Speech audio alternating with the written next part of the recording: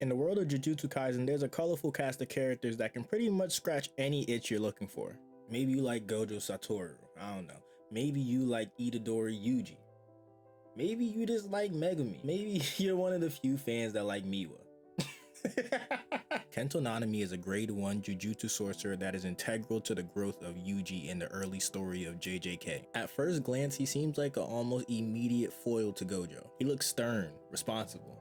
Looks like he pays his taxes on time. His businessman-like demeanor not only complements his idea about rules, but also his curse technique. Nanami's ratio technique allows him to divide his target into 10 segments and forcibly create a weak spot at the ratio 0.73. Basically, every time he hits that weak spot, it's like hitting a critical hit. On top of that, he has a binding vow called overtime. What this does is it restricts his curse energy output during working hours so that if he has to work overtime, he can expel an exponential amount of cursed energy output compared to before. And I guess in season 2 it makes him more beefy, cause damn.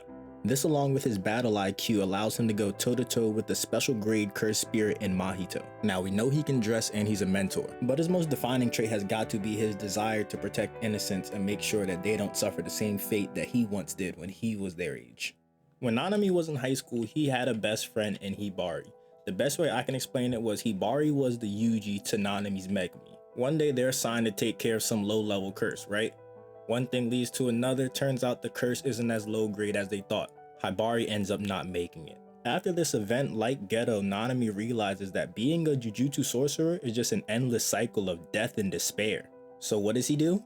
He leaves, puts the Jujutsu world behind him, gets a corporate job. Since he can't change things in the Jujutsu world, maybe he'll try his luck in the corporate world. Turns out his new job sucks just as much as his old one. So what do you do when you have two jobs that suck?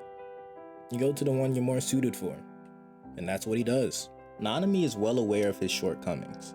He failed to save Hibari.